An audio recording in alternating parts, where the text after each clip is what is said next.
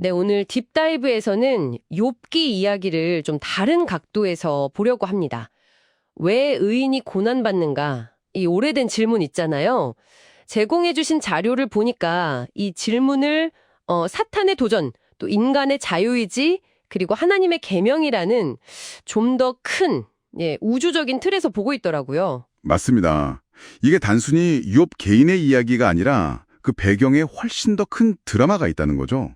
그래서 이번 분석에서는 이 자료가 제시하는 그 해석들, 그러니까 사탄의 주장이 정확히 뭐고, 또 하나님은 어떻게 반응하시는지, 그리고 이게 당신의 신앙 이해에 어떤 새로운 점을 줄 수 있을지, 이걸 좀 파헤쳐보는 게 목표입니다. 네, 아주 흥미로운 접근 방식이에요. 자, 그럼 바로 들어가 볼까요? 이야기는 잘 아시다시피 하나님 앞에서 시작되죠. 사탄이 나타나서 욥을 딱 집어서 고발합니다. 그렇죠. 욥이 저렇게 흠없고 정직한 건 하나님을 진짜로 사랑해서가 아니라 그저 하나님이 복을 주셨기 때문이라는 거예요. 네네, 일종의 거래 관계라는 거죠. 맞아요. 하나님이 주신 그 부, 건강, 자녀들 그런 것들 때문에 하나님을 경외하는 척한다는 거죠. 그래서 만약 그걸 다 뺏어가면 욥은 분명 하나님을 저주할 거다. 이게 사탄의 주장이잖아요. 네, 핵심은 그거죠. 욥이 경배하는 대상이 사실은 하나님이 아니라 자기 자신의 만족, 자기가 가진 소유물이라는 겁니다. 욥기 2장에서도 보면 하나님이 욥이 온전함을 지켰다고 하시는데도 사탄은 물러서지 않죠. 그렇죠. 이번엔 그의 몸을 치면, 그러니까 직접적인 고통을 주면 분명히 하나님을 욕할 거라고 더 강하게 주장합니다. 자, 그런데 이 자료는 이 갈등의 뿌리에 더 근본적인 게 있다고 봐요. 바로 하나님이 피조물에게 주신 자유의지. 네, 자유의 의지가 핵심이죠. 그런데 문제가 뭐냐면 하나님이 자유의지와 함께 피조물에게 끝없는 갈망도 주셨다는 거예요. 갈망이요. 더 갖고 싶고 더 누리고 싶어하는 그런 마음? 맞습니다. 인간은 유한한 존재인데 그 안에서 만족을 모르고 계속 더 많은 것을 추구하게 된다는 거죠. 이게 근본적인 딜레마를 만듭니다. 어떤 딜레마인가요? 내 모든 갈망을 채울 수는 없잖아요, 현실적으로.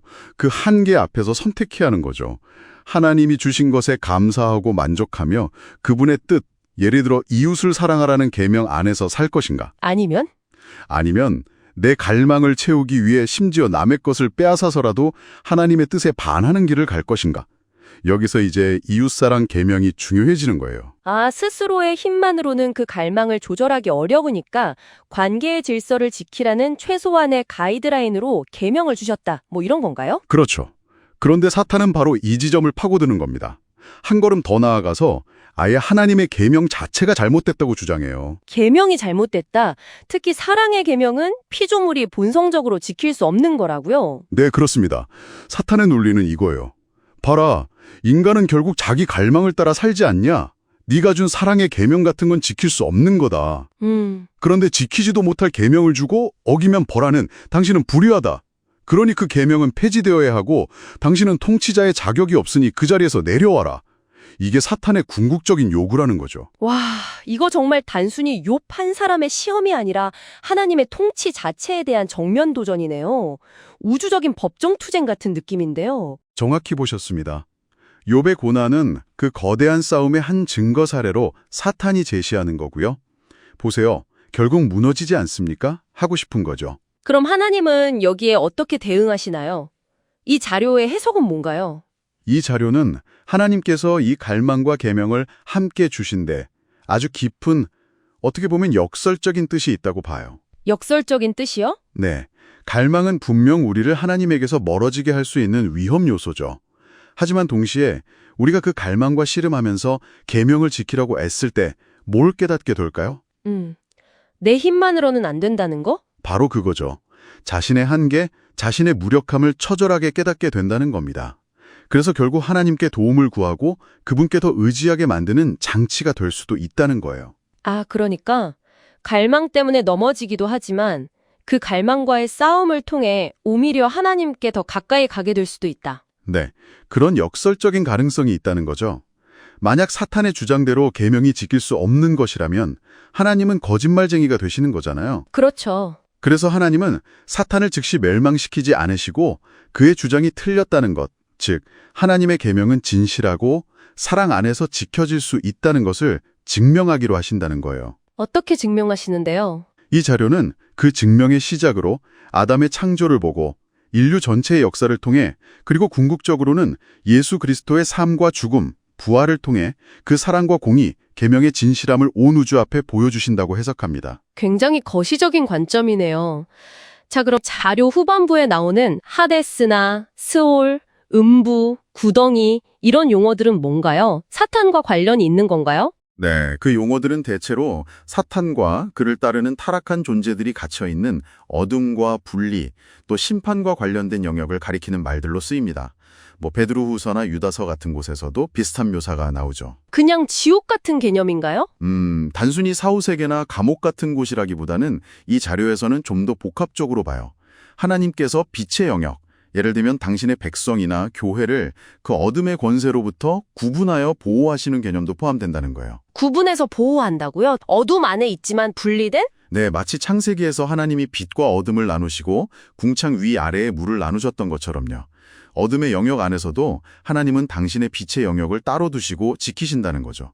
하데스의 관세가 교회를 이기지 못한다는 말씀도 이런 맥락에서 이해할 수 있고요. 아, 그러니까 하데스라는 게 그냥 죽어서 가는 곳이 아니라 지금 이 땅에서 벌어지는 영적인 현실과도 연결되는 거군요. 어둠의 세력이 있지만 그 안에서도 하나님의 보호와 역사가 있다는. 그렇습니다.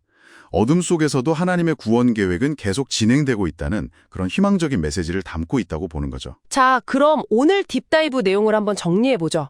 오늘 살펴본 자료는 욥의 고난을 단순한 개인의 불행이 아니라 자유의지, 인간의 끝없는 갈망, 그리고 하나님의 계명, 또 사탄의 도전이 얽힌 아주 큰 우주적 드라마의 한 부분으로 해석했습니다. 네, 핵심은 우리 안에 있는 그 갈망과 또 하나님의 요구 사이의 그 팽팽한 긴장감, 그게 오히려 우리를 하나님께 더 이끌어갈 수 있는 동력이 될 수 있다는 그런 역설적인 관점이었죠. 결국 우리가 삶에서 겪는 여러 어려움이나 내적 갈등들을 단순히 이겨내야 할 문제로만 볼 게 아니라 그렇죠. 하나님의 그 크신 사랑과 진리가 어떻게 드러나는지 보여주는 더 큰 이야기 속에서 내가 지금 어떤 선택을 하고 있는지 돌아보는 계기가 될 수 있다는 제안인 것 같습니다.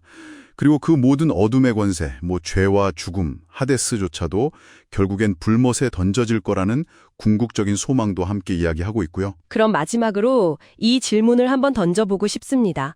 만약 당신이 지금 겪고 있는 어떤 어려움이나 혹은 마음속 깊은 곳에서 계속 올라오는 어떤 갈망을 오늘 우리가 나눈 이 거대한 우주적 드라마의 일부로 본다면 어떨까요? 즉, 하나님의 계명과 나의 갈망 사이에서 내가 어떤 선택을 내릴 것인가 하는 문제로 바라본다면 그 문제에 접근하는 당신의 방식이 어떻게 달라질 수 있을까요? 다음 딥다이브까지 한번 깊이 생각해 보시면 좋겠습니다.